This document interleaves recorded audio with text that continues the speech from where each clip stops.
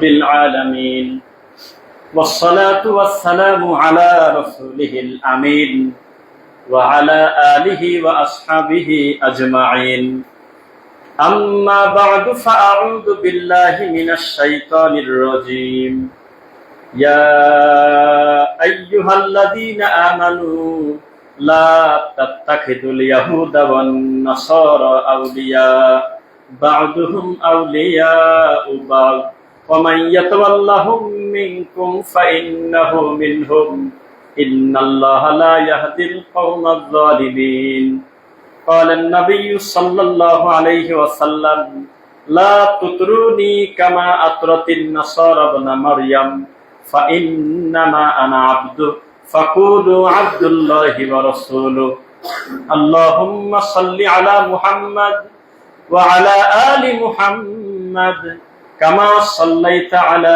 إبراهيم وعلى آل إبراهيم إنك حميد مجيد اللهم بارك على محمد وعلى آل محمد كما باركت على إبراهيم وعلى آل إبراهيم إنك حميد مجيد الحمد لله প্রশংসা আল্লাহ সুবহানাহু ওয়া তাআলার জন্য, শান্তি অবতীর্ণ হোক আল্লাহ রাসূলের উপরে।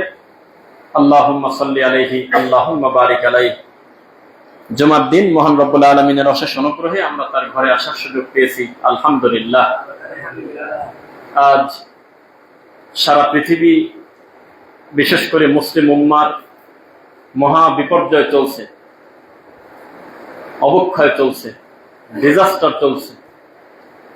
সেটা মানুষের ইলমের ক্ষেত্রে হোক, ইমানের ক্ষেত্রে হোক, জাগতিক কারণে হোক, আমরা ইহুদি খ্রিস্টানের সঙ্গে দিন দিন মিশে যাচ্ছি। নাউযুবিল্লাহি মিন যালিক। মুসলমান বাদে অন্যান্য যে ধর্মগুলো আছে এগুলোকে ধর্ম বলা যায় না, এগুলো বাতিল। ইন্নাদ দীনা ইনদাল্লাহিল ইসলাম।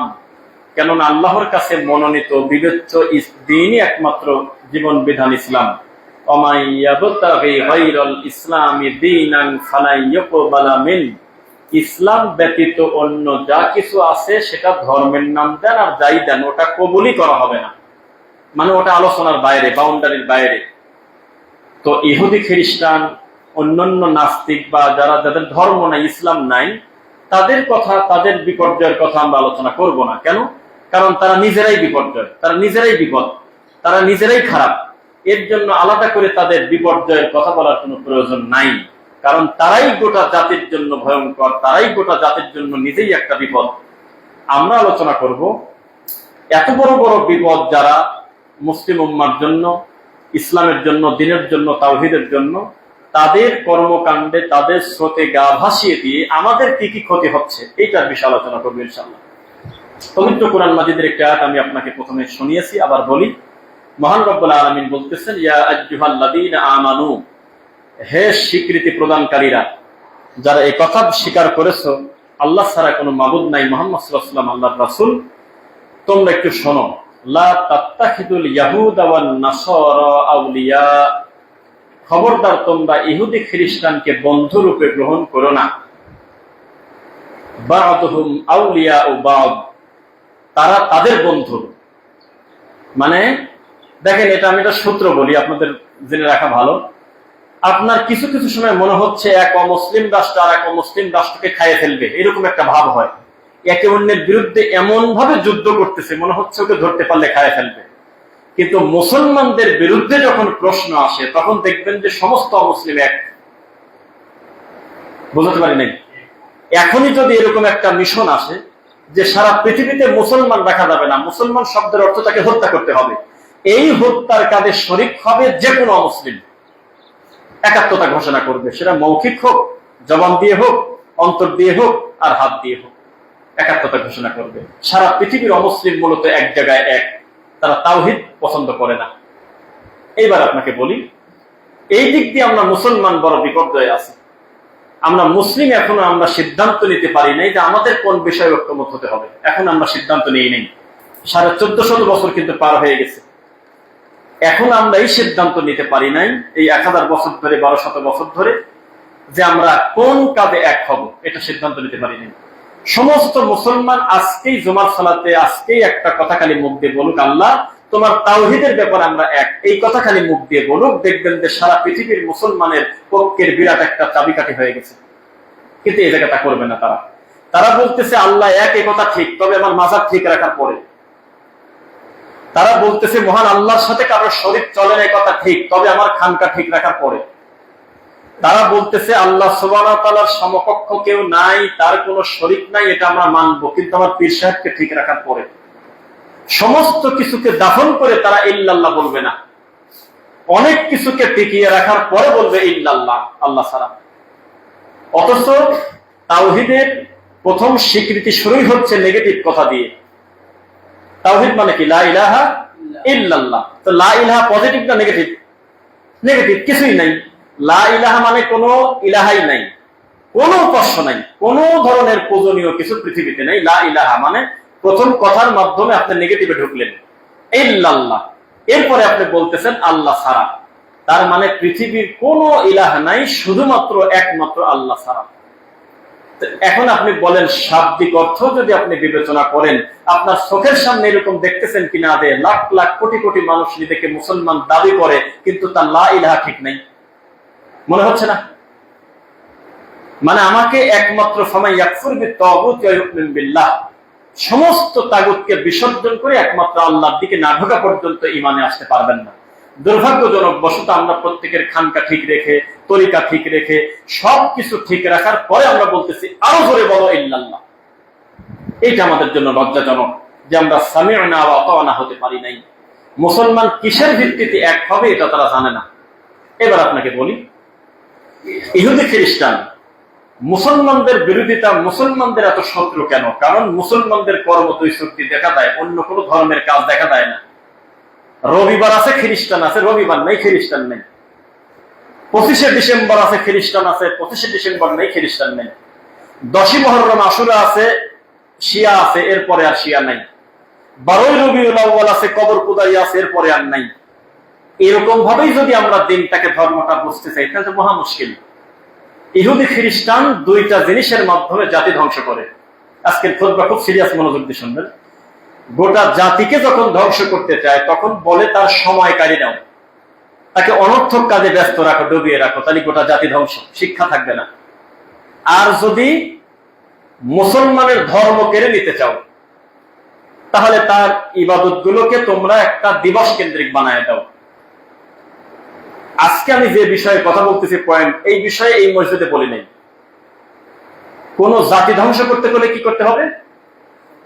অনর্থক সময়ে তাকে বিজি রাখতে হবে, তাহলে তার শিক্ষা থাকবে না, কোনো কাজ করবে না।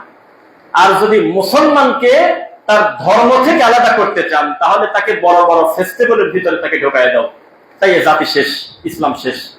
যেমন বাংলাদেশের এখনো কোটি কোটি কোটি কোটি মানুষ মনে করে যে আমি তাকে হুজুর মনে করব না, আলেম মনে করব না, ধর্ম মনে করব না, মসজিদ মনে করব না, মাদ্রাসা মনে করব না, ঈদগাহ মনে করব না, যদি কেউ একবার মুখ দিয়ে বলে আল্লাহর নবী মাটির তৈরি। এই বাংলাদেশের মাটিতে কোটি, লাখ বললে আপনি মিথ্যা বলবেন, কোটি কোটি মানুষ বিশ্বাস করে যে মহান আল্লাহ সুবহানাহু ওয়া তাআলার নবী মুহাম্মদ সাল্লাল্লাহু আলাইহি ওয়াসাল্লাম তিনি নূরের তৈরি। তাকে মাটির তৈরি যে বলে সে মুসলমান না, এটা হলো তাদের অফিসিয়াল আকীদা। এর সংখ্যা কোটি কোটি আছে, আমি বললাম দায়িত্ব নিয়ে। এখন এই মানুষটা তার ধর্ম বোঝে হলো 12ই রবিউল আউয়ালের দিন, এই মানুষটা ধর্ম বোঝে হলো আশুরার 10ই মুহররম, এই আশুরার দিন। এই মানুষটা দিন ধর্ম বোঝে হলো লাইলাতুল কদর বলে 27 রাত যেটা আমরা বানিয়ে নিয়েছি নির্দিষ্ট করে, সেইটা এই জাতি ধর্ম মনে করে বোঝে কারবালা। এখন ইহুদি খ্রিস্টান তারা সফল, কারণ তারা এটাই চায় যে এইদেরকে নির্দিষ্ট একটা গোত্রের ভিতরে, এদেরকে নির্দিষ্ট একটা দিবসের ভিতরে বন্দী করে দাও, তখন তার এই ধর্মের আর কোনো জায়গা থাকবে না। আর যদি জাতি ধ্বংস করতে চাও, সে জাতির সময়ের বরকত কেড়ে নাও। কথা বোঝা যাচ্ছে? ব্রাজিল কাঁদলে আপনার ছেলে কাঁদে, জীবনটা দিয়ে দিয়েছে, আত্মহত্যা পর্যন্ত করেছে ব্রাজিলকে ভালোবেসে। এবার বলেন এই জাতির বিপর্যয় কোন পর্যায়ে? অথচ যেই দেশে খেলা হচ্ছে সেই দেশের মানুষ একজন মারা গেছে, আমরা এখন পর্যন্ত নিউজ পাইনি। আপনারা পেলে আমাকে বলেন। আপনি জাতি ধ্বংস করে পাচ্ছেন না। এই দেশে মুহাম্মদ সাল্লাল্লাহু আলাইহি ওয়াসাল্লামকে নিয়ে একটা কটু মন্তব্য করলে রাস্তা ব্লক, পারলে প্রকাশ্যে তাকে জবাই করে হত্যা করার জন্য লাখ লাখ কোটি কোটি যুবক টাকায় আছে, কিন্তু ফজর নামাজ পড়বে না, টাকের উপরে কাপড় পরবে না, জীবন দিয়ে দিবে, জুমার সালাতে আসবে না। কিন্তু ইমানের পাওয়ারটা কত! নবীর কষ্ট শুনলে তার ভালো লাগে না, কি ভালোবাসা! অথচ নিজের জীবনটা পর্যন্ত দিয়ে দিচ্ছে, ফাঁসি নিয়ে বিষ খায় মরে যাচ্ছে যে আমার বিরাদিল হাইল কি কারণে। এই জাতির আপনি আর কি করে ঠেকাবেন? এই জাতির বিপদে কোন জায়গাতে ঠেকাবেন? আর্জেন্টিনা যখন হাসে তখন ওর মুখে হাসি, ও যখন কাঁদে এও তখন কাঁদে। তার মানে এটা একটা রোবট হয়ে গেছে। ইহুদি খ্রিস্টান ইতিহাসে কোনোদিন কাউকে বলে নাই, ও বাংলাদেশের মুসলমান তোমাদের মেয়েদের বোরকা পড়তে দেব না, প্রমাণ থাকলে বলেন আমি মেনে নেব। কোনোদিন বলেনি। ইতিহাসে কোন অমুসলিম আজ পর্যন্ত কোন একটা মুসলমান রাষ্ট্রের দিকে তাকায় বলে নাই যে তোমরা 1 মাসের ভিতরে যদি টুপি মাথার থেকে না করো তোমাদেরকে মেরে দেবো, বলে না। কোনোদিনও তারা বলে নাই যে তোমাদের রাষ্ট্রে যদি দাড়ি রাখা বন্ধ না করো তোমাদের বোম মারি উড়ে দেবো, কোনদিন তা বলবে না। তারা মাথায় মাল আছে, তারা জানে যে কথা বললে দাড়ি যান নাই আরো বেশি করে রাখবে। তারা জানে যদি বোরকা খুলতে বলি, যারা এখনো পরে নাই তারা নতুন করে আরো কাপড় বানাবে, আরো যাবি পরবো। যদি বলি যে কালকে থেকে নামাজ পড়া বাদ দিয়ে দাও, যারা বেনামাজি তারাও বলবে বেটা তোর এত বড় সাহস, তুই আমার নামাজ নিয়ে কথা বলিস, যা নামাজ আরো শুরু করবো। এটা হলো মুসলমানের বিশ্বাস। এই কি তারা আঘাত করবে না, এই বিষয় নিয়ে তারা কোনোদিন আঘাত করবে না। তারা কি করবে? সিনেমা বানাবে, তারা ল্যাংটা মেয়ে নাচাবে টেলিভিশনের মাধ্যমে। তখন আপনার স্ত্রী ঘরে বসে বলবে আমার কাপড়ের ডিজাইনটা ওই মেয়েটার মতো হতে হবে, আমার পোশাকের, আমার গেঞ্জি, আমার জামা কাপড়, আমার ডিজাইনটা হবে হলে এই নায়িকার মতো। তারা আপনাকে বানাতে বলে নেই, তারা শুধু প্রদর্শন করে দিয়েছে আপনার সামনে, আপনার সামনে তুলে ধরছে। তখন আপনার মেয়ে বলতেছে যে আমাকে 5,000 টাকা দামের একটা, নামও জানি না, অমুক কাপড় দাও।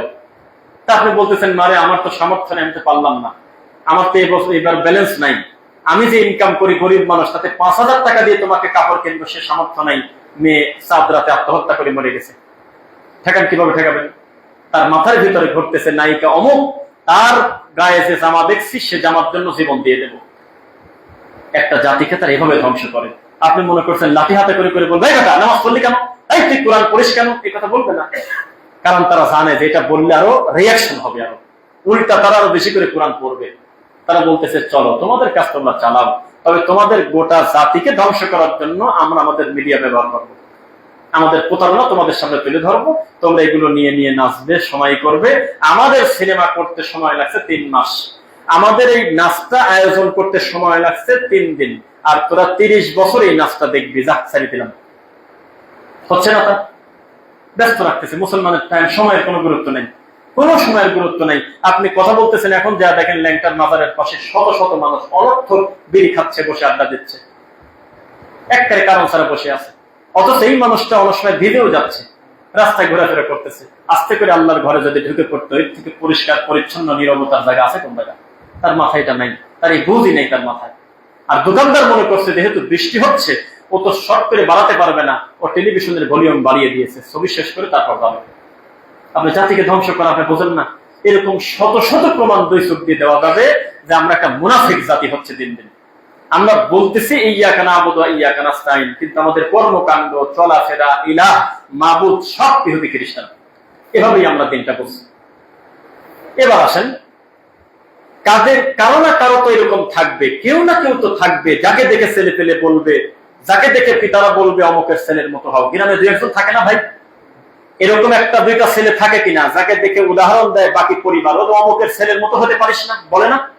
কেউ না কেউ তো থাকে, থাকে কিনা? ওই যে দেখো অমুকের ছেলের এক রোল কত ভালো পড়ে। তো পৃথিবীতে একটা গোত্র তো থাকবে যারা কোরআন এবং সুন্নাহ হুবহু অনুসরণ করে, থাকবে কিনা আপনারা বলেন, মুখ দিয়ে বলেন। ইনশাল্লাহ থাকবে।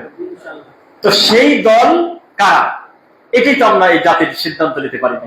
সেই দলের উপরে আক্রমণ বেশি, সেই দলের উপরে জুলুম বেশি, নির্যাতন বেশি, মিথ্যা অপবাদটা বেশি। এবার আসেন, একটা হলো প্রকৃত ইসলাম আর একটা হলো জনপ্রিয় ইসলাম। আমাদের শেখ আকরামুজ্জামান বিন আব্দুল সালাম মাদানী অনেক আগের ক্লিপে শুনছিলাম, এরকম একটা বক্তব্য গিয়ে বলতেছে যে আমি তো নতুন জায়গায় আপনাদের সামনে আসলাম, আমি কি বিষয়ে ওয়াজ করব? আমি কি ওই কি বলে জনপ্রিয় ইসলাম নিয়ে আলোচনা করব না প্রকৃত ইসলাম নিয়ে আলোচনা করব? জনপ্রিয় ইসলাম নিয়ে যদি আলোচনা করি তাহলে সবাই আপনারা খুশি হবেন। আমাদের দেশে জনপ্রিয় ইসলাম চলে, প্রকৃত ইসলাম চলে না।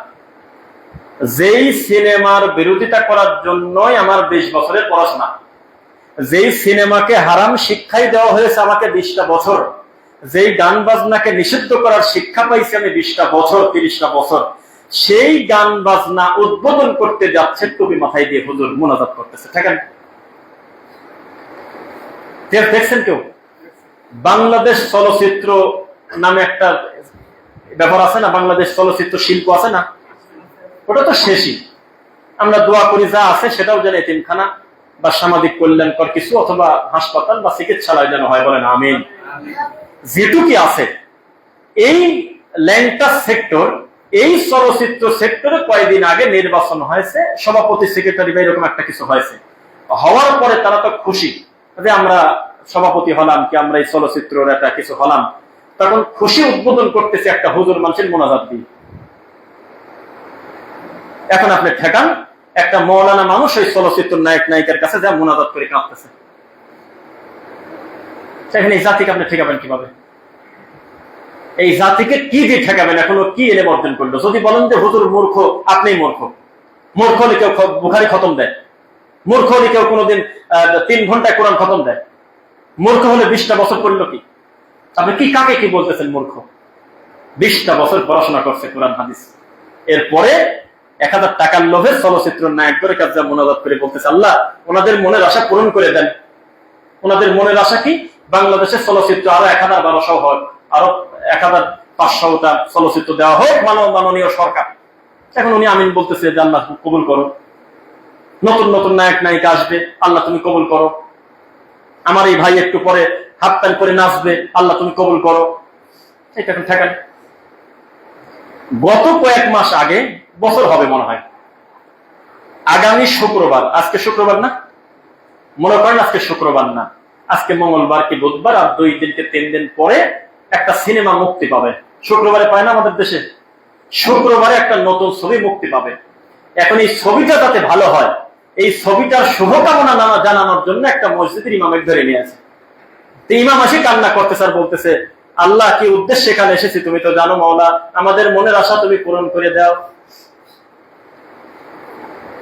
কার সাথে চলি আমরা? কার কাছে দাওয়াত দেই? কার কাছে দেশ বিদেশে ইসলাম নিয়ে প্রচার করি বলেন? আমাদের কিছু ভাই দুঃখ করে বলে বিদেশ থেকে যে ভাই আমরা ইহুদি খ্রিস্টানের রাষ্ট্রে থাকি, এদেশেও আল্লাহর তাওহীদ পালন করতে গিয়ে 1 মিনিট আমাদের বাধার শিকার হতে হয় না, স্বাধীন মতো আমরা দিন চর্চা করতে পারতেছি। আর এমন একটা দেশে আপনারা আছেন যেই দেশে আমরা বলতেছি 90% উপরে মুসলমান, অথচ সেই দেশে তাওহীদের কথা বললে তার মারধর শুরু হয়। এইসব হুজুরদের কিছু হবে না, মুনাজাতি হুজুর, তারপরে সিবি জমা দেওয়া হুজুর, জর্দাখোর হুজুর, তাবিজওয়ালা হুজুর, এদের কোনো অসুবিধা নেই, সব জায়গায় কান্না করে দিয়ে আসবে। একটা এমপি তার উপর রেগে আছে, এমপির মা মরলো, খারিক একবার মরো, দৌড়ে গিয়ে বলবেন সাহেব আপনার মার জন্য আমি 2টা কোরআন খতম দিছি। এমপি বলবে যে আসো আমার বুকে আসো, একটু মোনাজাতে একটু কান্না বেশি করে দিবে, সে সব ঠান্ডা। এরা জানে, এরা হলো গরুর সোনা দিয়ে চিরা ভিজাতে জানে। এই হলো আমাদের জাতির অবক্ষয়। তো কোন একটা ধর্ম ধ্বংস করতে গেলে ওই ধর্মের মানুষের গোমরাহি যথেষ্ট, বাইরের কোনো লোক লাগে না। এই মসজিদে আমরা সালাত আদায় করতেছি, আপনি বলেন তো দেখি, যখন 1:30 আমরা জামাত শুরু করবো, 1:25 যখন ভরাভরি লোক আছে, তখন একটা খ্রিস্টান যদি ঢুকে বলে যে ভাই খ্রিস্টান ধর্ম খুব ভালো, তোমরা খ্রিস্টান হও, তোমরা হাত তোলো, কারা কারা হবে? হাত তুলবেন কেউ? 1 ঘন্টা বক্তব্য দেবে, কেউ কি মন বলবে? আগেই আমরা বুঝে ফেলবো যে তুই তো খ্রিস্টান, তোর আগেই তো তুই নাই, কোন ইহুদিও পারবে না, কোন নাস্তিক পারবে না। কিন্তু এখানে আমি না খুতবা দিয়ে যদি আমার আরেক ভাই খুতবা দিত, যে ভাইটা তাবিদের ব্যবসা করে, যে ভাইটা মনে করে আল্লাহ হলে তার কলবে, যে ভাইটা মিলাদ করে, যে ভাইটা তাবিজ কামালের ব্যবসা করে, যে ভাইটা নেশাদার দ্রব্যকে হালাল মনে করে, এই ভাইটা এখানে এসে খুতবায় বলতেছে আমার পীর সাহেব হলে এমন একটা আল্লাহর ওলি যাকে অ্যারেস্ট করতে গেলে সাদা হয়ে যায় ওয়ারেন্টের কাগজ। তখন কিছু লোক মনে করলো যে এটা বিরাট ব্যাপার, এরকম আল্লাহ আছে কোথায়, আমি ভালো হবো, আল্লাহর কাছে যাব, এই আশায় লোকটার হাতে মুড়ি হয়ে গেল। এভাবেই দিন ধ্বংস হয়, মানুষ ব্যক্তি কেন্দ্রিক হতে থাকে, বলেন নাউজুবিল্লাহ। এখন মুহাম্মদ সাল্লাল্লাহু আলাইহি ওয়াসাল্লাম বলতেছে অন্য কারোর ব্যাপার তো দূরের কথা, লা তুতরুনি কামা আতরাতিন নাসারা ওয়া মারইয়াম, তোমরা আমি নবীকে পর্যন্ত আমাকে নিয়ে তোমরা বাড়াবাড়ি করো না। কারণ বেশি বাড়াবাড়ি করতে গিয়ে, বেশি মান দিতে গিয়ে তোমাদের পূর্বে ঈসা আলাইহিস সালামকে মরিয়মের পুত্র ঈসা আলাইহিস সালামকে তারই গোত্রের মানুষ আল্লাহর ছেলে বানাচ্ছে, বলছে মাসিহ ইবনুল্লাহ, উনি হলো আল্লাহর সন্তান। নাউযুবিল্লাহি মিন যালিক। ফা ইন্নামা আনা আবদুহু, তোমরা জেনে রাখো মুহাম্মদ আল্লাহর বান্দা। সুবহানাল্লাহ। ফাকুলু আব্দুল্লাহ ওয়া রাসূলুহু, তবে তোমরা যখন বলতে যাবে তখন এ পর্যন্ত বলতে পারবে যে মুহাম্মদ আল্লাহর বান্দা এবং রাসূল, এর বাইরে তোমরা কিছু বলো না যে নূর এই সেই বিভিন্ন কিছু বলে তোমরা আমাকে আল্লাহর সমকক্ষ মনে করো না। অথচ এই দেশে আল্লাহর সমকক্ষ না, আল্লাহর থেকে বেশি মান পায় মুহাম্মদ সাল্লাল্লাহু আলাইহি ওয়াসাল্লাম, আমাদের দেশ থেকে বেশিরভাগ। আর মুহাম্মদ সাল্লাল্লাহু আলাইহি ওয়াসাল্লাম থেকে বেশি মান পায় হলো পীর ফকিররা। এভাবেই আমাদের দিনটা চলতেছে, এভাবেই আমাদের ধর্ম চলে যাচ্ছে।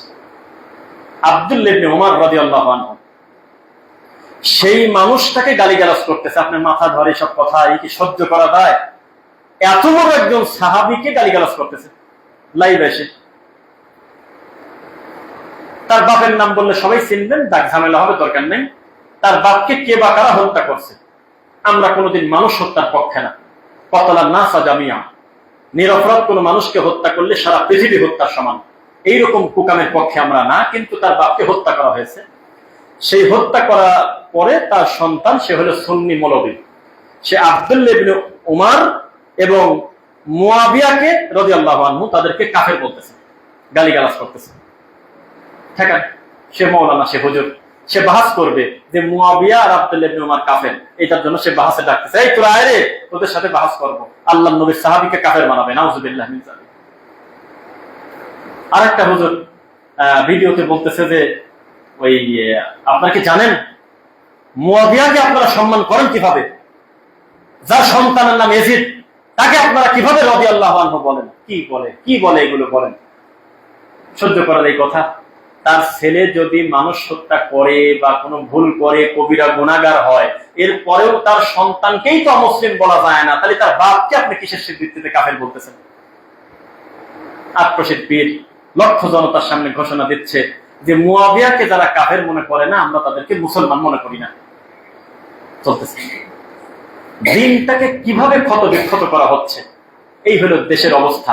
এই হুজুররা কিন্তু এই বিষয়ে একমত হতে পারে নাই যে আমাদের দেশ থেকে আর্জেন্টিনা, ব্রাজিল কি অমুক তমুক খেলাধুলা, নেশাদার দ্রব্য, মাদক, সুদ, ঘুষ, জিনা ব্যভিচার, এই দৃশ্যমান বড় বড় পাপের ব্যাপারে আমরা সবাই একমত হই। এই পাপটা সমাজ থেকে কিভাবে তোলা যায়, এ ব্যাপারে তারা একমত না, কোনো একমত না। তারা একমত কিসের ভিত্তিতে? যে সবাই মিলে আমরা একটা ঐক্যমত গঠন করে আমরা মুয়াবিয়াকে কাফের বলা যায় কিভাবে, আল্লাহর নবীকে নূরের তৈরিটা প্রতিষ্ঠিত বানানো যায় কিভাবে, কিসের ভিত্তিতে তারা সময় কাটাচ্ছে? একটা জাতি ধ্বংস করতে সময়ের গুরুত্ব কেড়ে নিতে হয়, একটা ধর্ম কেড়ে নিতে ওই ধর্মের মানুষকে নির্দিষ্ট কোনো দিবসের ভিতরে দিয়ে দিতে হয়। আমাদের দেশে আপনাদেরকে মনে হয় না যে নবী প্রেমিক কত? প্রচুর নবী প্রেমিক। এত নবী প্রেমিক সৌদি আরবেও নেই। আমাদের দেশে যত আশেকের রাসূল আছে, এত আশেকের রাসূল মক্কা মদিনাতে, তাওহীদের দেশেও নেই, সারা আরব আমিরাতে নেই। আপনি মুহাম্মদ সাল্লাল্লাহু আলাইহি ওয়াসাল্লামের ব্যাপারে একটু শব্দ এমন তেমন যদি কেউ কোনো মন্ত্রী মিনিস্টারও বলে, দেখবেন যে বাইতুল মুকাররমের সামনে সবাই ব্যানার নিয়ে দাঁড়িয়ে গেছে, কারণ তার আঘাতটা কলিজাতে লাগার কথা আমরা অস্বীকার করি না। নবীকে নিয়ে কটু মন্তব্য করলে শরীয়ত অনুযায়ী তার বাঁচার অধিকার নেই, এত বড় কঠিন পাপ করছে। তার মানে আমরা সবাই ব্যথা পাইছি, আমাদের ইমানের খুব পাওয়ার। বেটা তুই আমাকে নবীর নিয়ে ব্যঙ্গ করিস, কিন্তু পহেলা বৈশাখ, তারপরে আপনার বিভিন্ন ডেতে, ওই দিন আবার আমরা আশ্চর্য হই যে বুঝলাম না, যেই দিন নবীর পক্ষের লোক রাস্তায় বাড়াইছিল তার থেকে কয়েক গুণ বেশি লোক রাস্তায়, এরা কারা? এরা কারা? এই পহেলা বৈশাখে বের হয়েছে, বিভিন্ন দিবসে রাস্তায় বের হলে এরা কারা? আমাদের দেশ হলো জোয়ার ভাটার দেশ, মনে রাখবেন। এটা আমি বলছি, কথা কেউ বলে নেই। আমাদের এই দেশটা হলো জোয়ার ভাটার দেশ। কিছুদিন আগে দেখলেন যে যেদিক তাকাবেন টেলিভিশন সত্যি আওয়ামী লীগ, সব আওয়ামী লীগ, হুজুর সহ আওয়ামী লীগ, কোন লোকই আর পাওয়া যাচ্ছে না অন্য দলের। তারপরে আমরা কিছুদিন ইমাম পেলাম, তারপরে আমরা আরেকজন পেলাম, এখন আবার সবাই আমরা এই দিক। তার মানে আপনি সরকার প্রধানের, রাষ্ট্রীয় দায়িত্বশীলদের বিরুদ্ধে বিদ্রোহ করে তাকে বিগড়ে দিবেন, খেতায় তুলবেন, এটা চূড়ান্ত বিরোধী আমরা, কথা ঠিক। তবে আমরা যে জোয়ার ভাটার দেশে বাস করি, কথা ঠিক, আমাদের কোনো নিজস্বতা নেই। জোয়ার ভাটা আমাদের। একটা আলেমের সাথে যদি কোনো রাজনৈতিক ব্যক্তির ছবি দেখেন, কমেন্ট করা যায় না, নিচে লিখবে যে তুই বিএনপির দালাল, তুই আওয়ামী লীগের দালাল। কি কারণে গেছে হুজুর, কোন নসিহতি করছে কিনা বা কোনো কারণে, এটা বড় কথা না। একটা ছবি যদি পাওয়া যায় তাহলে সবাই আমরা জাতি সিদ্ধান্ত নেবো যে উনি হলো খারাপ মানুষ। এটা আমাদের স্বভাব। সবাই আতঙ্কে থাকে, প্রত্যেকে আতঙ্কে থাকে যে কোন দলের সাথে কোন দলের ব্যক্তির কাছে দাওয়াতি কাজও করা যাবে না, সবাই আতঙ্কে। ওই দলের লোক ওই দলের। কিছুদিন আগে বাংলাদেশের মাননীয় প্রধানমন্ত্রী তিনি তার দৃষ্টিতে প্রায় সব ঘরানারই বড় বড় আলেমদেরকে দাওয়াত দিয়েছিল ইফতার অনুষ্ঠানে, দেখেছিলেন? সেই অনুষ্ঠানে আমাদের সম্মানিত আলেম ওলামা ছিলেন, আর অন্যান্য ঘরানার আলেম ছিলেন। এখন কবর পূজারী সুন্নি যারা, তাদের দাবিতে তাদের ঘরানার হুজুর নাই ওখানে, বলা বা নাই। এর কারণে তারা কি পরিমাণ যুদ্ধ, তথ্য সন্ত্রাস, মিথ্যা কথা কি পরিমাণ অনলাইনে ছড়ালো তার হিসাব নাই। কমেন্টে লিখতেছে যে সরকারের দালাল এই সেই। এটাই তো হওয়া উচিত। আলেম ওলামা সরকারের কাছে থাকবে, তার কোনো ভুলকে সংশোধন করে দেবে, তার ভালো কাজে প্রাণ ভরে প্রশংসা করবে খুতবায়, কিন্তু সেটা করা যায় না। আজকে বলবেন, আগামী খুতবা পর্যন্ত আলোচনা হবে যে হুজুর সরকারের দালাল। একটা মন্দ কাজের বিরোধিতা করবেন, বলবে যে হুজুর জঙ্গি। কি করবেন? ইনসাফ নাই। এ জাতির কোন ইনসাফ নাই। জোয়ার ভাটার দেশ আমাদের। আল্লাহ ক্ষমা করেন, বলুন আমিন। আমি ইনসাফ চাই, আদল চাই, ন্যায় পরায়ণ চাই। আমরা বিনা অপরাধে কাউকে গালি দেব না, অপরাধ করলেও তাকে গালি দেব না। গালি দেওয়াটাই একটা পাপ, এইটা অন্তত আমাদের জেনে রাখা উচিত। আদ-দীনুন নাসিহা, এই একটা শব্দের উপরে খুতবা দেওয়া যায়। আদ-দীনুন নাসিহা, গোটা দিনটাই হলো নসিহত। আমি আপনাকে করবো, আপনি আমাকে করবেন। আপনার ভুল আমি সংশোধন করে দেবো, আমার ভুল আপনি সংশোধন করে দিবেন। কেউ আমরা মাসুম না। মাসুম আপনার মাসুম নাকি? কেউ কেউ মাসুম আছেন? থাকলে হাত তোলেন। মাসুম আমরা মানুষ, আমাদের ভুল ভ্রান্তি আছে। আমরা বারবার ওয়াযাক্কির ফাইন্না যিকরা তানফাউল মুমিনিন, আমরা মুমিনের কাছে বারবার মহান আল্লাহর কথা স্মরণ করাবো। বারবার বলবো, ভাই টাকুর নিচে কাপড় পরছেন ভাই, উনি পরে না হঠাৎ করে নিচে চলে গেছে, তখন তুলে ফেলবেন না, মনে স্মরণ করায় দেওয়া। ভাই ফজরের সালাতে দেখলাম না ভাই, উনি চলে আসবে আগামীকালকে থেকে, স্মরণ করায় দিলাম। ভাই অমুক কাজটা করার দরকার, ভুলে গেছেন মনে হয়, পজিটিভলি বলেন, দেখবেন সংশোধন হয়ে যাবে ইনশাআল্লাহ। মুমিনের কাজই হলো স্মরণ করানো। না স্মরণ করালে মানুষ কিন্তু ভুলে যায়, জানেন? মানুষ ভুলে যায়। মানুষের মনে রাখার সিস্টেম আল্লাহ রাখেন নেই এত কিছু। ডক্টর জাকির নায়েক যে পরিমাণ কথা তার মাথার ভিতরে আছে, মহান আল্লাহ তাকে যে ব্রেন দিয়েছে, তার যে ধারণ ক্ষমতা দিয়েছে, বিজ্ঞানের গবেষণায় কয়েক লাখ ভাগের এক ভাগও সে দখল করতে পারেনি। এরপরেও আমরা মানুষ ভুলে যাই, এটা মানুষের স্বভাব। আজকে থেকে 20 বছর আগের পাপটা যদি আমরা সবাই মনে করে ঘুরতাম, তাহলে লোকটা বাজার করতে পারতো না, আমাদের সঙ্গে কাতারে নামাজ করতে পারতো না, আমাদের সঙ্গে বিবাহ শাদী করে চলাফেরা করতে পারতো না। আল্লাহ ভুলিয়ে দেয়। এভাবেই মানুষকে আল্লাহ স্মরণ থেকে ভুলায় দেয়। তাহলে আমাদের কাজ কি? আমাদের কাজ হলো বারবার মহান আল্লাহর কথা স্মরণ করাবো।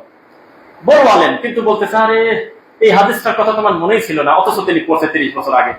হতে পারে কিনা? স্মরণ করাতে হয়, বারবার মুমিনের স্মরণ করাতে হয়। মুমিনের কাজই হলো একে অন্যকে স্মরণ করায় দাও, তখন উনি সংশোধন করে নেবে ইনশাআল্লাহ। যে কথা বলতেছিলাম, ইহুদি খ্রিস্টান আমাদেরকে রোবট বানিয়ে ফেলেছে। জুমার খুতবার প্রথম অংশে যেটা বললাম, জুমার খুতবায় প্রথমে যেটা বললাম, ইহুদি খ্রিস্টান আমাদেরকে রোবট হিসেবে দেখে। তার সুইজে আমরা কান্না করি, তার সুইজে আমরা হাসি। একটা নায়ক 5টা মহিলার সাথে তার কুকাম, বিয়ে ছাড়াই বাচ্চা পয়দা করতেছে, সে হলো আপনার মডেল। সেই লোকটার জন্য মোনাজাত করতে যাচ্ছেন যে আল্লাহ তুমি ওনাদের মনের আশা পূরণ করে দাও। এইরকম হুজুর যদি সমাজে পাওয়া যায়, এই জাতির বিপর্যয় কোন পর্যায়ে আপনি একটু আমাকে বলেন। কুষ্টিয়াতে একটা ছেলে আত্মহত্যাই করে দিল, জীবনই রাখবে না। চট্টগ্রামের একটা ছেলে সম্ভবত জীবনই দিয়ে গেছে, আমি জীবনই রাখবো না, ব্রাজিলের কারণে আমার মুখ দেখানো যাচ্ছে না। মেশিনটা ওখানে ফিট করছে, কিন্তু এটা দেখা যাচ্ছে না। কিভাবে মেশিনটা ফিট করা? মহিলা মানুষ লাভ দিচ্ছে, কান্নাকাটি করতেছে, হাজার হাজার মানুষ সেজদায় পড়ে আছে আর্জেন্টিনা যাতে যেতে, টেলিভিশনের সামনে সেজদা দিচ্ছে, চিৎকার দিয়ে উঠতেছে আল্লাহ তসবিহ হাতে যে আমার দোয়া তুমি কবুল করে নাও। মদ দিয়ে গোসল করার মতো না, মন্দ জিনিস দিয়ে আল্লাহর কাছে কিছু বলা যায়? এটা জুয়া না? এটা কি জুয়া কিনা? কথা বলেন, জুয়া না? এর মাঝখানে শর্ত নাই, চলতেছে। কিভাবে ঠেকাবেন? এখন এই জাতিকে ঠেকানোর একটাই উপায়, সঠিক শিক্ষা দিতে হবে। এবার একটা কথা বলি, সঠিক শিক্ষা কোথায় দেয়? মাদ্রাসা মসজিদে? এ কথা কি ঢালাও ভাবে বলা যাবে? না, এই কথা আমরা বলতে পারি না। যারা যে ছোট ছোট নিরীহ বাচ্চাদেরকে দিয়ে রাস্তায় বলে যা পারেন দিয়ে যান, যা দিবেন হাতে তাই যাবির সাথে, সঠিক শিক্ষা হইলে না? এটা শিক্ষা না, সুশিক্ষা হয় নাই। ছোট ছোট বাচ্চাকে অফিসিয়ালি যারা বলৎকার করতেছে এবং সংখ্যার পরিমাণটা অনেক বেশি, সুশিক্ষা হলো না? আল্লাহর ভয়ে হুজুরের কান্না করতে হবে। ছাত্র ওঠার 1 ঘন্টা আগে উঠে হুজুর তাহাজ্জুদ পড়বে আর আল্লাহর ভয়ে কান্না করবে।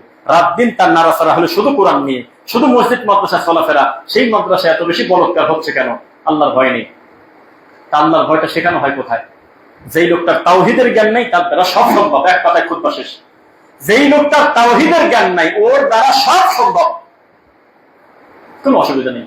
2টা ছেলেকে বলতেছে যে তোমাদের মাদ্রাসাতে বলৎকার হয়, ভিডিও আছে, মোবাইল আছে, রেগে যাচ্ছে, কাজে কি হবে? তাই বলে যে এটা কি ইবাদত যে তোমরা এইভাবে রাগ করতেছো? এইভাবে তোমাদের এখানে হয় ইবাদত?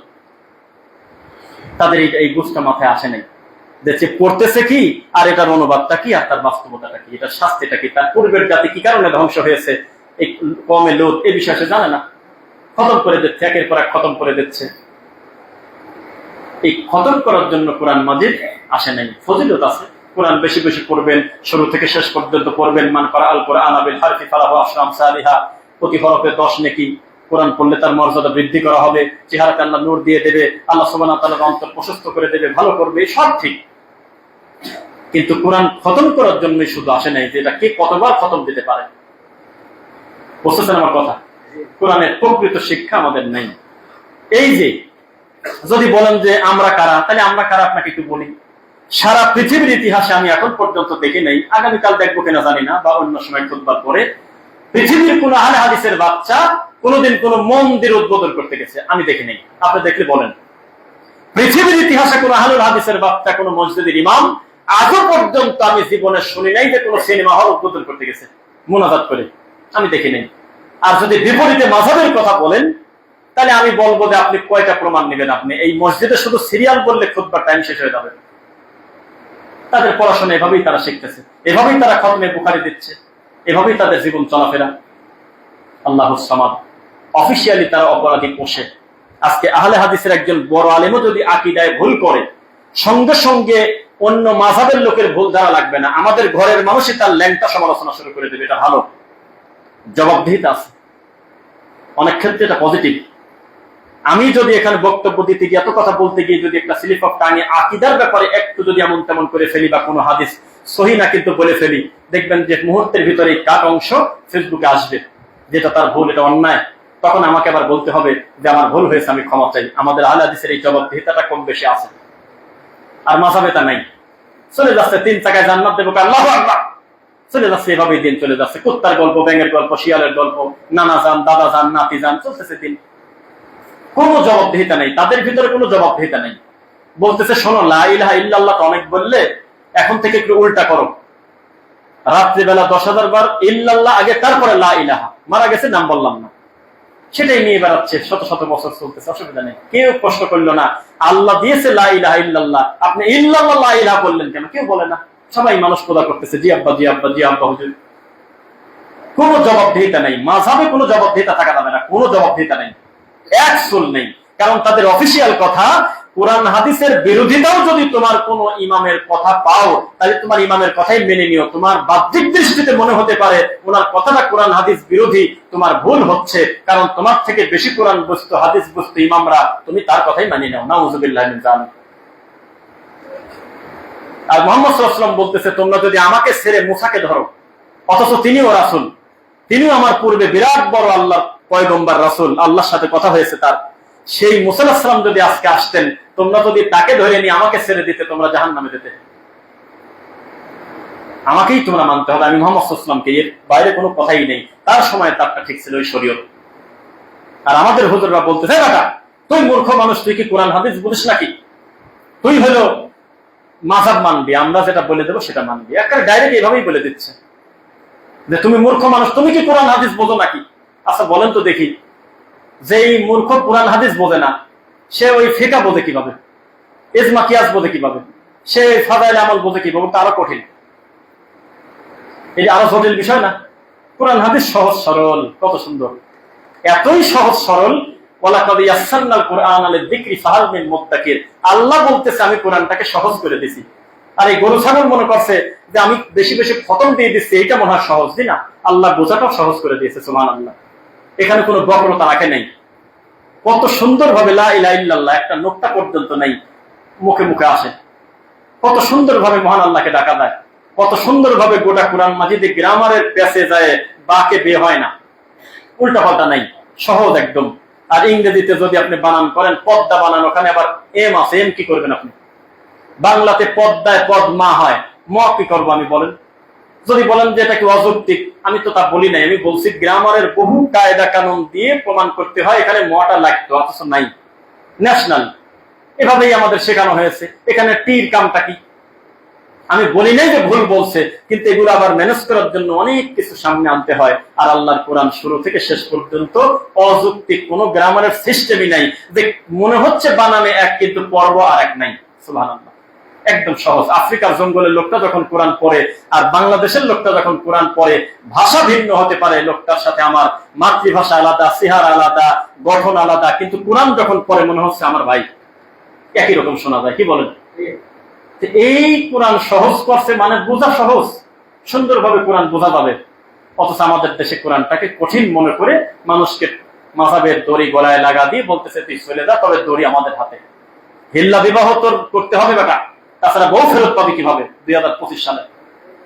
আর এক লোকের কাছে বউ দিচ্ছে, সেই বউ আবার নিয়ে যায় হয়তো 2 দিন, 1 দিন, 1 মাস। এমনও হয়েছে মসজিদের সিঁড়ির উপরে হুজুর বলছে যে ওই আপনি চিন্তা করবেন না, আমি ভিতরে দেবো না, এভাবে খোলামেলাই বললাম, আপনার বউ আপনি ফেরত নেবেন, আমি এখন বাইরে যাব না, দেখতে খারাপ দেখাবে।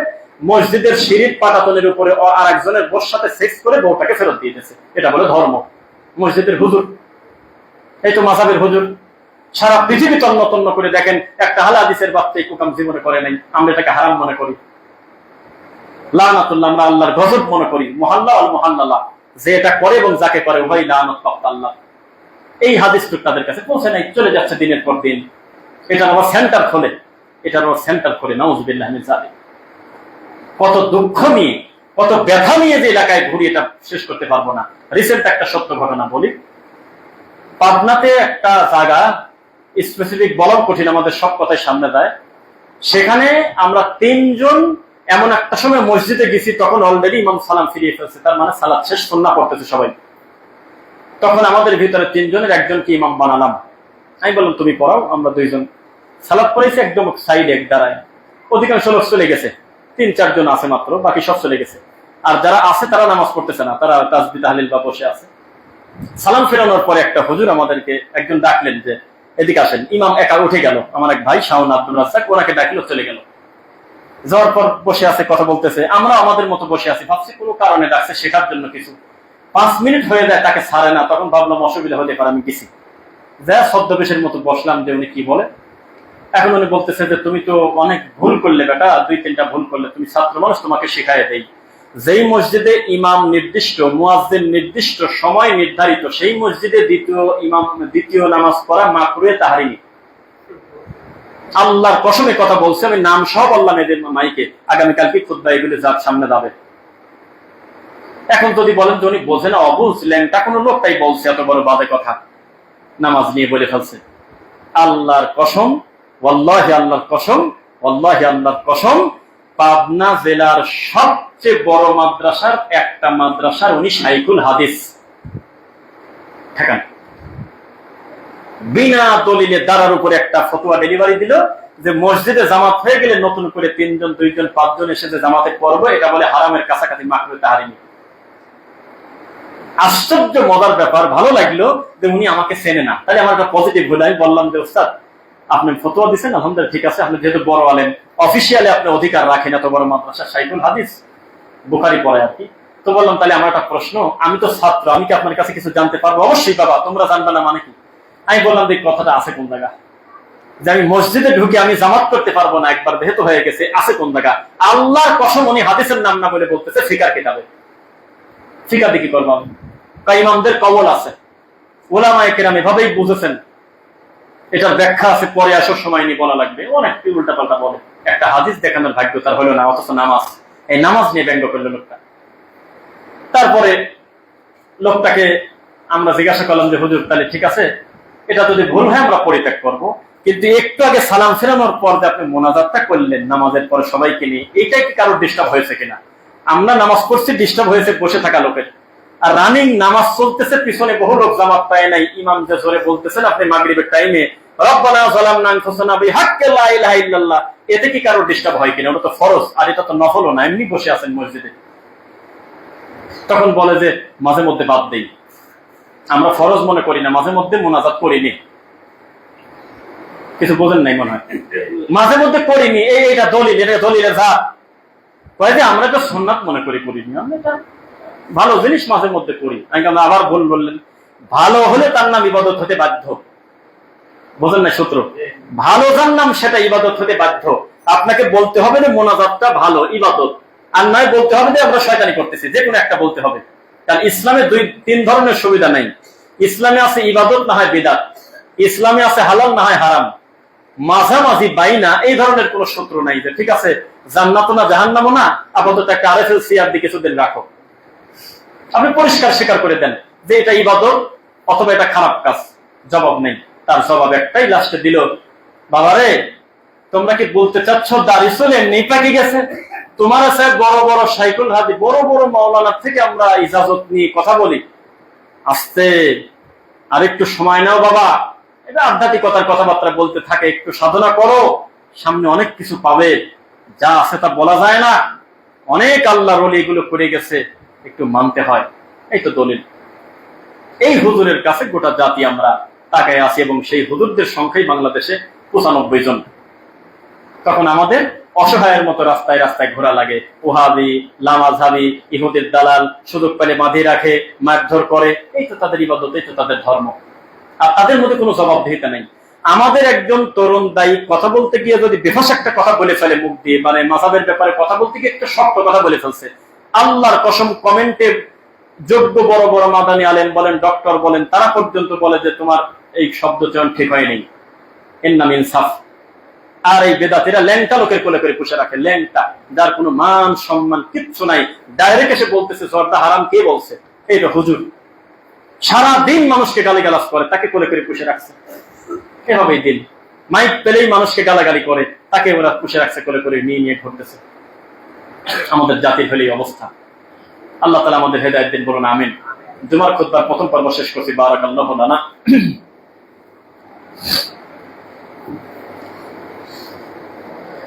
আলহামদুলিল্লাহ, ফাইন্না খায়রাল হাদিসি কিতাবুল্লাহ ওয়া খায়রুল হুদা হুদা মুহাম্মদ সাল্লাল্লাহু আলাইহি ওয়াসাল্লাম ওয়া শাররাল উমুরি মুহদাসাতুহা কুল্লু মুহদাসাতিন বিদআহ ওয়া কুল্লু বিদআতিন দালালা ওয়া কুল্লু দালালাতিন ফিন-নার। রাব্বিরহামহুমা কামা রাব্বায়ানি সগীরা। রাব্বানা আতিনা ফিদ দুনিয়া হাসানা ওয়া ফিল আখিরাতি হাসানা ওয়া কিনা আযাবান-নার। রাব্বানা ইগফির লানা ওয়া লি ইখওয়ানিনা আল্লাযীনা সাবাকুনা বিল ঈমান ওয়া লা তাজআল ফি কুলুবিনা গিল্লাল লিল্লাযীনা আমানু রাব্বানা ইন্নাকা রাউফুর রহিম। আল্লাহ তুমি আমাদের অতীতের ভুল ক্ষমা করো আল্লাহ। আল্লাহ আমাদের ভিতরে যারা অসুস্থ তুমি তাদেরকে উত্তম সেবা দান করো আল্লাহ। জুমার খুতবা কিন্তু একটা বিশ্ববিদ্যালয়ের শিক্ষার থেকে গুরুত্বপূর্ণ জায়গা। ইমাম ইবনে তাইমিয়া রাহিমাহুল্লাহ বলেছেন, কোটি টাকা সাদাকা করার থেকে এই জায়গায় 1 মিনিটের কথার মূল্য বেশি। এই মানে ইশারা করে উনি মেম্বারটা দেখাইছে। তো উনি যে মেম্বার দেখাইছে, ওই মেম্বার বাংলাদেশে 95টা আগেই বাতিল। ওখানে বসে শাহজালালের ব্যাগের দাম বেশি, ওখানে বসে খানদাহানের কুমিরের দাম বেশি আমাদের দেশে। আমাকে যদি জিজ্ঞাসা করেন যে বাংলাদেশে কোন ইসলাম চলে, আমি বলবো বাংলাদেশের সবচেয়ে দামি ইসলাম হলো শাহজালালের ব্যাগ। যেই ডিসি বলছে যে আমি স্বচ্ছতা চাই, টাকার কত ওঠে, টাকা ওঠে এটা দেখবো।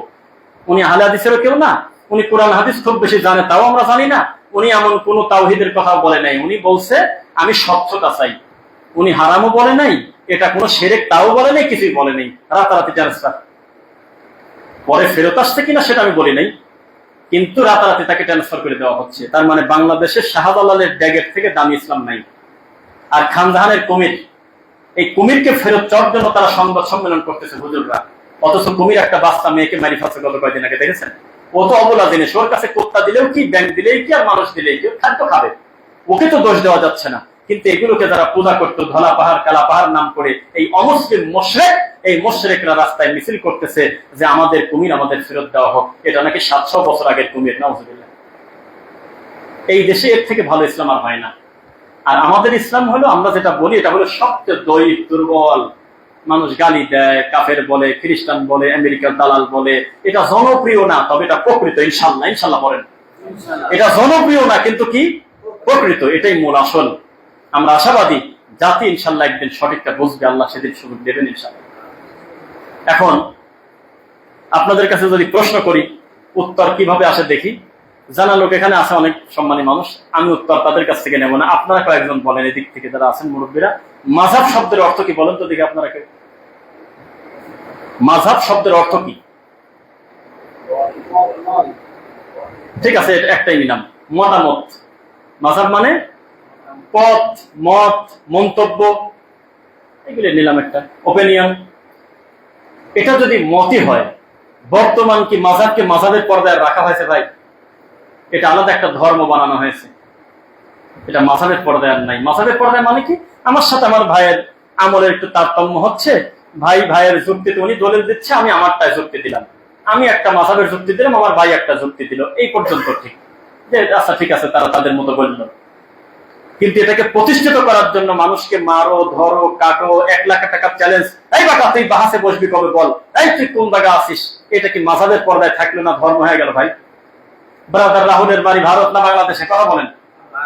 সেই ভারতে আছে সে, আর এই রকিবুল নামে এক মুফতি, সম্মান দিয়ে বলি, সে বাইতুল মুকাররমে যা কান্নাকাটি করতেছে, 3 জন লোক নিয়ে যায়, কেন তুই আসবি কোন সময় রে, তাড়াতাড়ি চলে আয়, আগামীকাল 10টার ভিতরে যদি তুই বাইতুল মুকাররমে না আসিস, তোরা লামাজাদিরা পলাইছিস, তাই বলে দেবো। বাড়ি তার ইন্ডিয়া, কি করবেন করেন, এখন ওর বাড়ি ইন্ডিয়া, এই বাইতুল মুকাররমের সামনে দেখ কাঁপতেছে যে এই আলা হাদিসরা তোরা কোথায় আছিস, চ্যালেঞ্জ গ্রহণ কর। কি তাদের ধর্ম, কি শিক্ষা দেওয়া হয় তাদের, পড়াশোনার প্রতি কোন জায়গা তাদের? আল্লাহু সামাদ। আমরা দোয়া করি জাহিলিয়াত থেকে যেন আল্লাহ আমাদেরকে বেঁচে থাকা তৌফিক দেন। এখন আর এই দোয়া বেশি করা লাগে না যে আল্লাহ ওদের হেদায়েত দিক, এটা তো দোয়া করবোই, না হয় ধ্বংস হোক, কিন্তু বেশি দোয়া করতে হয় যে আল্লাহ ওই সমস্ত প্রতারক, ভণ্ড, মুফতি থেকে তুমি অন্তত নিরীহ মানুষকে বাঁচাও আল্লাহ, বলেন আমিন। কারণ তারা তো হেদায়েত তাকদিরে আছে কিনা জানি না, তারা তো হেদায়েতের কাজ করে না, তারা তো সরাসরি দৃশ্যমান শিরকের সাথে লিপ্ত, এই জন্য তাকদিরে হেদায়েত আসছে না।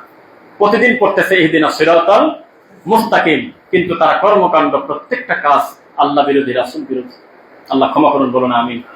আমাদের দেশে বহু দলের উৎপাত হয়ে যাচ্ছে, কিন্তু আমাদের তরিকাপন্থী ভাইয়েরা এই ব্যাপারে কোনো পদক্ষেপ নেই। আহলে কোরআন, হিজবুত তাওহীদ, হিজবুত তাহরীর, বিভিন্ন উগ্রবাদী বিভিন্ন সংগঠন একের পর এক মাথাচাড়া দিয়ে দিয়ে উঠতেছে, মুসলমান সমাজকে বিভ্রান্ত করতেছে, তাদের ব্যাপারে একমত হয় না জাতি, অমুসলিম বানিয়ে ফেলতেছে, মুসলমানকে একমত হচ্ছে না। একমত হচ্ছে আমিন ঠেকাও, রফলে দেন ঠেকাও, বুকে হাত বাঁধা ঠেকাও, এই ব্যাপারে তাদের ঐক্যমত আছে। আপনার এলাকায় নাই, পাশের এলাকায় আছে, নামটা সুন্দর, ভালো করে বলি, খেয়াল করবেন, হক্কানি উলামায়ে কেরাম পরিষদ। নামটা ভালো না খারাপ? বোঝেন না? হক্কানি উলামায়ে কেরাম পরিষদ, কথাটা ভালো না খারাপ? সুন্দর নাম না? অথচ এই পরিষদ যারা করছে তাদের অফিসিয়াল কাজ হলো আহলে হাদিস ঠেকাওয়া, কোনো কাজ তাদের নেই। একসাথে বসে মাঝে মধ্যে একটু জর্দার বিনিময় করলো, খাইলো, মিলাদে কার কত আসে একটু আলোচনা হলো, তাবিজ কার কেমন ইনকাম হচ্ছে, এগুলো 2-4টা কথা বলে লাস্টে বলতেছে একটু ঝামেলায় পড়ে গেলাম তো, বলে মসজিদের থেকে ইদানিং আমিন বলে কয়েকটা ছেলে পেলে ফেরতা করতেছে, কি করা যায়? তখন ওরা একমত হয়, একমত হয়, কমিটিকে বলে যে আপনারা থাকতে মসজিদে ওয়াহাবি ঢুকে গেল, লামাজামিরা মসজিদে আসলো, এটা তাদের কাজ। হক্কানি উলামায়ে কেরাম পরিষদ, কি সুন্দর একটা নাম তাদের। নামেরও তার জবাবদিহিতা থাকার দরকার না? ওই যে কালকেই মনে হয় এক ভুয়া ডাক্তার ধরছে, তুমি কি ডাক্তার না কবিরাজ না হাকিম, কি মোটামুটি তো ব্যানারে লেখা আছে, রাস্তার পর দিয়ে রাখছে। পরে কয় যে আমার ভুল আছে, জরিমানা দেব। তা আমাদের দেশে এরকম জবাবদিহিতা থাকার দরকার, যার তার নামের আগে যে কোনো লকব দেওয়া লাগে না। লকব একটা আমানত, লকব একটা আমানত না? আপনি দিয়ে রাখছেন মুফতি, অথচ জুকার, খয়রাতি জুকার।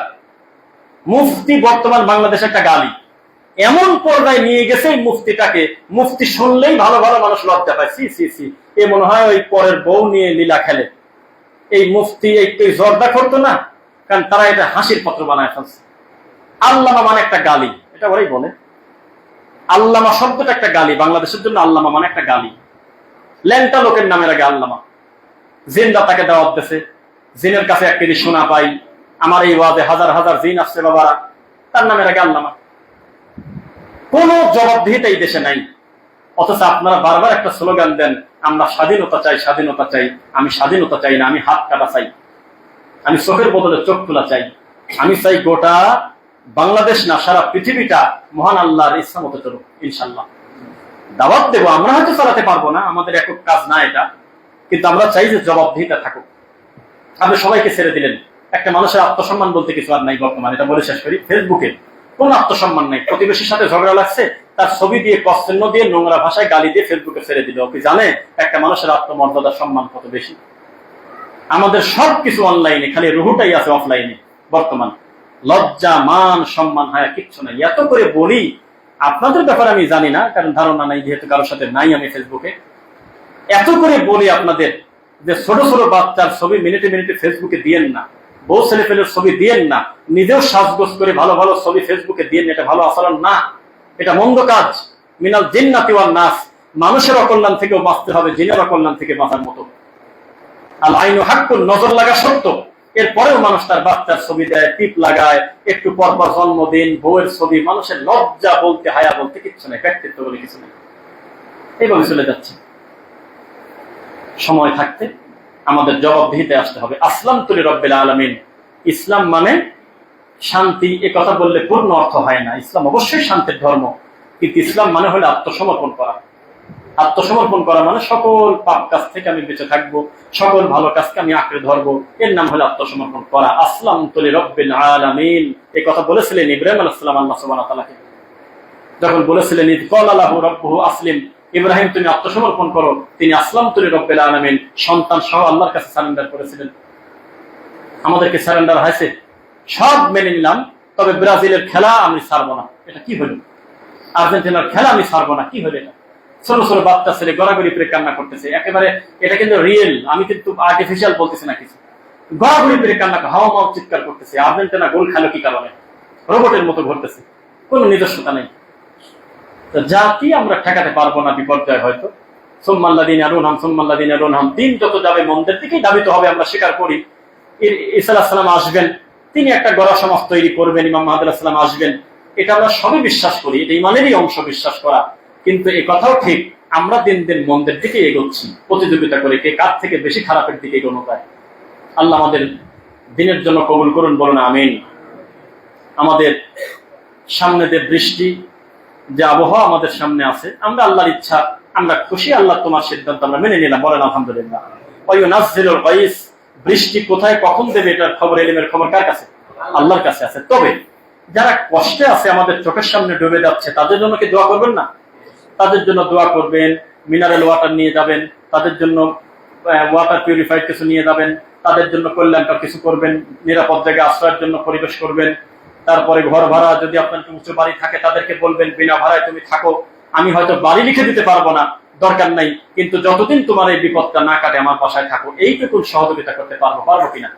দূর থেকে কিছু করতে পারতেছে না, কিছু টাকার বিনিময়ে তোমাদের কিছু শুকনা খাবার দিয়ে দিলাম, পারবেন কিনা বলেন? এভাবে আমরা মানুষের পাশে দাঁড়াতে পারি। আর স্থায়ী সমাধান থাকলে আমরা চেষ্টা করে যাবো, সেটা আলাদা হিসাব। আল্লাহ যেন আমাদের মুসলিম উম্মাকে হেফাজত করে, বলেন আমিন। সারা বাংলাদেশ সহ পৃথিবীতে যে যেখানে মুসলমানের বিপর্যয় হয়েছে, আল্লাহ তুমি তাদেরকে আবার সঠিক বুঝ দান করো, বলেন আমিন। আজকাল আপনাদেরকে এটা বলে রাখি, তাওহীদ, এই একটা কথা মরা পর্যন্ত গলার মালা বানা নিয়ে ঘুরবেন। তাওহীদ, খালি এটা নিয়ে মনে রাখবেন, আর কিছু দরকার নেই। তাওহীদ যদি কারোর ঠিক না থাকে, তার বাকি আমলের আলোচনা আনেন না আমার সামনে, কথাই বলেন না। যেই লোকটার তাওহীদ ঠিক নাই, তার পাগড়িও দেখবো না আমি, তার তাহাজ্জুদও দেখবো না, তার আমি কোনো নামই শুনবো না। তাওহীদ যদি ঠিক না থাকে, আল্লাহর ব্যাপারে কোনো গরিমসি করা যাবে না, আল্লাহর ব্যাপারে, আকীদার ব্যাপারে কোনো ছাড় হবে না, বলেন ইনশাআল্লাহ। যেই ব্যক্তির আকীদা বিশুদ্ধ না, আল্লাহর ব্যাপারে সুধারণা নাই, এই লোকটার আমল দিয়ে কোনো লাভ আছে ভাই? তাহলে তাওহীদ কি? তাওহীদ হলো আমাদের ভিতরে আলহামদুলিল্লাহ, আমাদের সালাফি মানহাজ গ্রহণ করার পরে কেউ নাস্তিক হয় না, কেউ মুরতাদ হয় না, কেউ আল্লাহকে গালিগালাজ করে না, রাসূলকে নিয়ে কটু মন্তব্য করে না, তাবিজ কবরের ব্যবসা করে না, পাকা কবরের ব্যবসা করে না, কোনো কিছু করে না। এটা তাওহীদের পাওয়ারে করে। আর হাজার হাজার কিতাবাদি মুখস্থ করে পড়ার পরেও, বড় বড় আলেমের কাছে 40 বছর পড়ার পরেও তাবিজ বিক্রি করে খায়, তারপরে ধর্ম বিক্রি করে, দিন বোঝে না। এটা নিতান্তই তাওহীদ না থাকার কারণে। তাওহীদ যার নাই, তার প্রতি আল্লাহর দয়া, আল্লাহর অনুগ্রহ নাই। এটা কি মনে থাকবে সূত্র? যে ব্যক্তির তাওহীদ নাই, তার কোনো অনুগ্রহ নাই। তাওহীদ আছে কার? বিশুদ্ধ আকীদা মানহাজ আছে তার। আমরা মনে করি মহান আল্লাহ এলেন, তার দেখাশোনা, এগুলো আমাদেরকে বেষ্টন করে আছেন। আমরা তার ইলমের বাইরে কেউ না, তার দেখার নজরের বাইরে আমরা কেউ না, কিন্তু সশরীরে সর্বত্র বিরাজমান। এই ধরনের কথা যারা বলে এরা কি সুস্থ কথা? বলা যাবে না, বলতে হবে আল্লাহ সবকিছুর ঊর্ধ্বে, আর রহমান আলাল আরশ ইস্তাওয়া। এবং যারা ভুল আকীদা সমাজে প্রচার করে, আল্লাহ তুমি তাদের সঠিক বুঝ দান করো, বলেন আমিন। আল্লাহর কাছে আমরা বলি, আল্লাহ আমাদের হিংসামুক্ত জীবন দান করো, অন্তরের বক্রতা দূর করো। আল্লাহ সুবহানাহু ওয়া তাআলার কাছে আমরা দোয়া করি, আমাদের অন্তরটা প্রশস্ত করে দিন। আমাদের এই বুকে প্রাণ ভরে মুসলিম উম্মার জন্য যাতে দোয়া বের হয়, শুধু সেই সুযোগ তুমি করে দাও গো আল্লাহ। আমাদের ভিতরে যারা অসুস্থ, তুমি তাদেরকে উত্তম সেবা দান করো। আজকে আবহাওয়া যেমন বা বৃষ্টি পরিস্থিতি যেমনই হোক, তবু আমরা বাসায় বসে অনর্থক সময় কাটাবো না। বৃষ্টির দিন মানেই আমাদের এই গ্রামগঞ্জের লোক মনে করে, আরে কাজ কাম নাই, লুডো খেলি চল। হয় কি মুসলমানের বলে কাম নাই, এটা আর এক ফাউল। মুসলমানের কোনো অবসর নাই, এটাও বোঝে নেই। মুসলমানের অবসর নেই, মরার আগ পর্যন্ত মাউত, মরার সময়ও বলবে লা ইলাহা ইল্লাল্লাহ। মুসলমানের অবসর কিসের? অবসর তো জান্নাতে যায়, বলেন ইনশাল্লাহ। লুডু খেলে, তাস খেলে, এমনও আছে যে বাপ মা বউ ও চারজন মিলে লুডু খেলতেছে। ও মনে করতেছে যে বৃষ্টির ভিতরে বাইরে কি করবো, বসেই আছি, খিচুড়ি খাই আর লুডু খেলি। অথচ এটা হারাম। এটা কি হারাম? কোন পাপ কাজের সঙ্গে যুক্ত থাকবেন না। হ্যাঁ হ্যাঁ